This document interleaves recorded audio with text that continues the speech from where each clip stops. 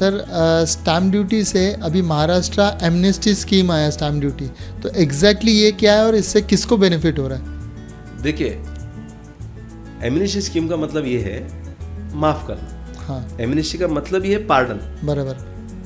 तो Maharashtra stamp act 1958 एक कायदा है, उसमें ये बताया गया है कि जो भी आप दस्तावेज बनाते हो, जिसको हम बोलते हैं डॉक्यूमेंट, एग्रीमेंट, इंस्ट्रूमेंट महाराष्ट्र में, तो उसके ऊपर कुछ ना कुछ स्टैम्प ड्यूटी भरना जरूरी है। यदि आप स्टैम्प ड्यूटी नहीं भरते हो, वो डॉक्यूमेंट वैलिड नहीं है। ओके, ये इनवैलिड होगा। मान लो आपने फ्लैट मुझे बेचा, जहां मुझे stamp duty 6% of the market value भरना था, मैंने 100 रुपए में कर दिया। आप बोलेंगे नहीं मैं 100 रुपए भरा, स्टैम्प ड्यूटी हो गया। ऐसा नहीं। तो स्टैम्प एक्ट में जो लिखा है उस हिसाब से, मार्केट वैल्यू के हिसाब से आपको स्टैम्प ड्यूटी भरना है। बहुत सारा लोगों ने 1958 से लेकर आज भी 2023 तक कई लोग प्रॉपर्टी लेते हैं, बेचते हैं, रीडेवलपमेंट करते हैं, डेवलपमेंट एग्रीमेंट बनाते हैं, परमानेंट अकोमोडेशन एग्रीमेंट बनाते हैं। ये सब कम अमाउंट में बनाते हैं। मतलब जहां आपको 2 लाख रुपए स्टैम्प ड्यूटी भरना है, वो 2000 रुपए भर के बोले स्टैम्प ड्यूटी भरा है ना, बस हो गया, मेरे पास तो अभी पैसा नहीं, सब खत्म हो गया। तो ऐसा कम स्टैम्प ड्यूटी भर के तो एग्रीमेंट बनाए। कई लोगों ने 100 रुपए में, 5 रुपए में, 10 रुपए में बनाए। ये गवर्नमेंट का नजर में तो है, बट नजर है तो क्या हुआ, गवर्नमेंट के पास इतना मशीनरी नहीं है। किसके पास ये डॉक्यूमेंट है, क्या है? लोग बोलते हैं मेरे को घर ताबा मिल गया और मेरे को सोसाइटी का मेंबर भी बन गया, अभी जाने दो, तेल लगाने गया, स्टैम्प ड्यूटी कौन भरेगा? और कागज तो है ही, अपने कागज तो है ही है, बस हो गया ना। बट ये भूल जाते हैं, ये कागज में कल कोई लिटिगेशन होता है तो it is not considered as a evidence in the court of law.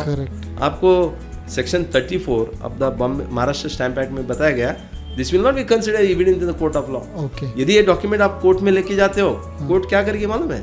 ये डॉक्यूमेंट सीज करेगी और कलेक्टर ऑफ स्टैम्प्स के पास भेज देगी, और कलेक्टर ऑफ स्टैम्प्स उसके ऊपर ड्यूटी भी लेगा, पेनल्टी भी 4 गुना पेनल्टी लेगा। मतलब आपका ड्यूटी कितना है? 1 लाख, और पेनल्टी कितना है? 4 लाख। आपका ड्यूटी कितना है? 2 लाख, और पेनल्टी कितना है? 8 लाख। तो ये जो है ना, ये बहुत बड़ा नुकसान लोगों को हो रहा था। बराबर। और दूसरा आपको पता है, आपने तो अभी पूछा मुझे रीडेवलपमेंट के बारे में, सब आपने और एक पूछा नहीं। रीडेवलपमेंट करने के लिए पहला क्या करना चाहिए? पहला सब अपना कन्विंस होना चाहिए। बराबर। यदि सोसाइटी बन गया, भाई साहब ने तो पहला इंटरव्यू लिया, सोसाइटी क्यों चाहिए?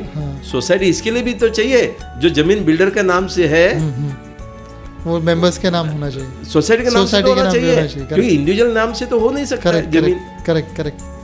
तो वो कलेक्टिव ओनरशिप लेके एक लीगल बॉडी बना के तो कन्विंस तो होना चाहिए।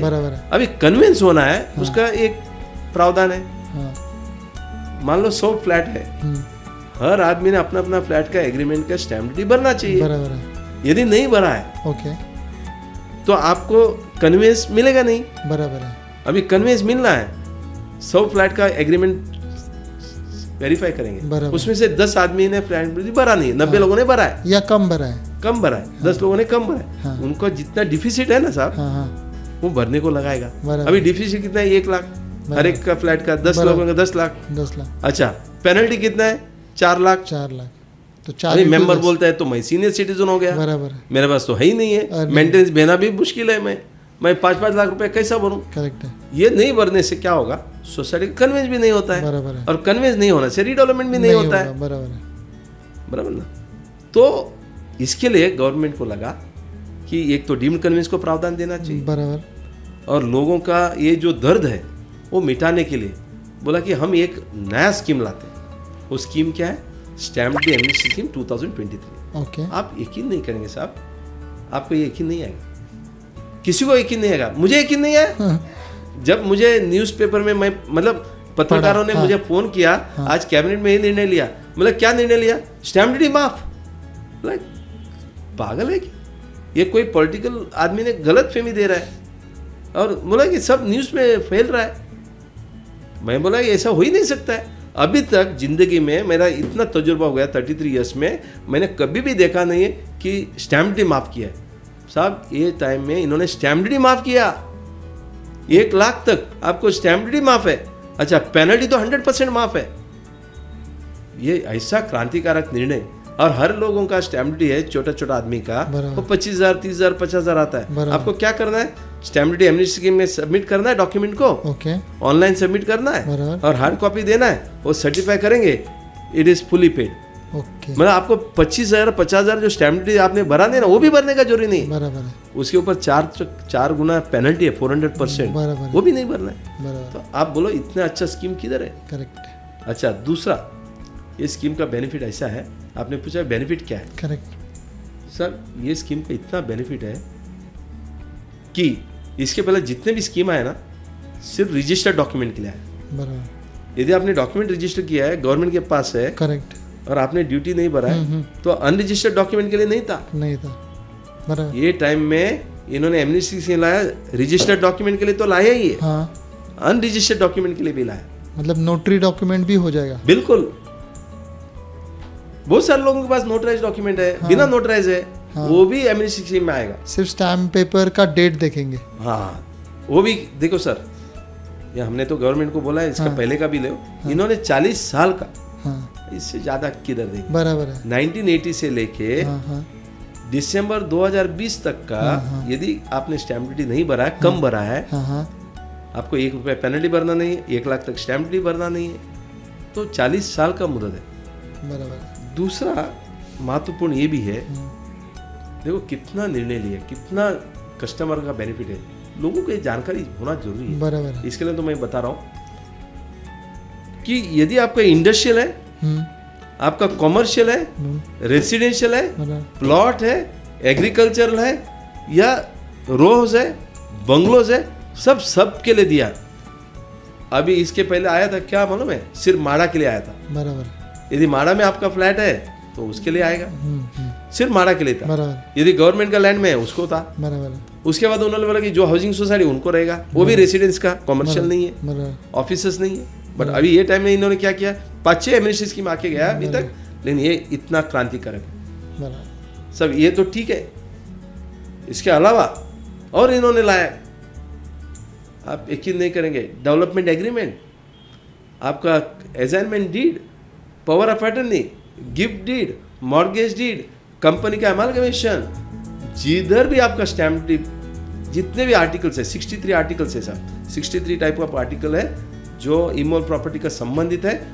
कुछ भी डॉक्यूमेंट के ऊपर आपने कम स्टैम्प ड्यूटी भरा है, ये एमनेस्टी स्कीम में आप फायदा ले सकते हो, और इससे ज़्यादा अपने क्या अपेक्षा कर सकते हैं, लेकिन लोगों को इसका बेनिफिट लेना चाहिए। बराबर है। तो इसके आगे वाले डेवलपर्स को तो भराना ज़रूरी है जो स्टैम्प ड्यूटी है, और इससे पहले वालों ने अपना डॉक्यूमेंट एमनेस्टी स्कीम में स्टैम्प करके ले लें, जो आप बोल रहे हैं इस अवेयरनेस में। अच्छा, कई लोग, आप भी दिमाग में लगा होगा सब, आप बोला कि इतना एमनेस्टी स्कीम आ चुका है, अगली बार आएगा क्या, और अगली बार आएगा, मैं रोकूं क्या?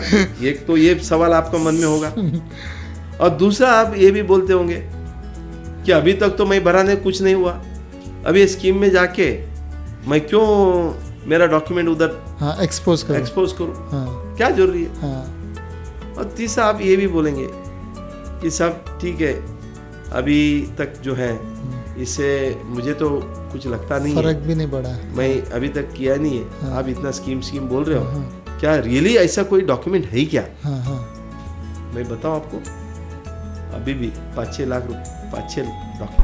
लाख डॉक्यूमेंट मिलेगा, और आगे जाएंगे तो और ज़्यादा मिलेगा। बराबर, गवर्नमेंट का तो एस्टिमेट 3,000 करोड़ का है, यदि ये स्कीम को अच्छा पॉपुलैरिटी देगा तो मैं तो बोलूँगा 10,000 करोड़ भी गवर्नमेंट रेवेन्यू कलेक्ट कर सकती है एमनेस्टी स्कीम में। बिल्कुल, इतना है। अभी आप पूछेंगे कौन सा डॉक्यूमेंट है, सब इतना सोसाइटी का रीडेवलपमेंट हुआ है, तो उधर सप्लीमेंट्री एग्रीमेंट हुआ है, और उन्होंने जो परमानेंट ऑर्डर एकोमोडेशन एग्रीमेंट है, वो स्टैम्प ड्यूटी भरना है करके सब 10,000 बिल्डिंग का मुंबई में रीडेवलपमेंट हो चुका है। मैं तो बोलूँगा 5-6 हजार सोसाइटी में, हर बिल्डिंग में आप मान लो कम से कम 50 डॉक्यूमेंट भी पकड़ेंगे, तो 5 लाख के ऊपर डॉक्यूमेंट सिर्फ परमानेंट ऑर्डर एकोमोडेशन का एग्रीमेंट का, जिसने 100 रुपए का स्टैम्प पेपर नोटरी करके रखा है, उनका सब ये स्कीम में जा सकते हैं और पूरा का पूरा बेनिफिट ले। लेकिन उसमें तो गवर्नमेंट को पैसा कैसे मिलेगा जब ये भरेंगे नहीं पैसे, तो फ्री है ना? बिल्कुल, आपने बहुत अच्छा सवाल किया, बहुत अच्छा सवाल किया, very good sir. Permanent order accommodation agreement में ये क्या है, माफ है, बट आप जाना तो चाहिए, एप्लीकेशन तो करना चाहिए, क्योंकि 1 लाख का नीचे है तो आपको, और उसके हिसाब से आपका एग्रीमेंट। लेकिन उस टाइम में इवन डेवलपर लोग, बहुत सारे डेवलपर अपना डीए भी रजिस्टर्ड नहीं है, उसमें भी स्टैम्प ड्यूटी भरा नहीं, वो भी निकलेगा।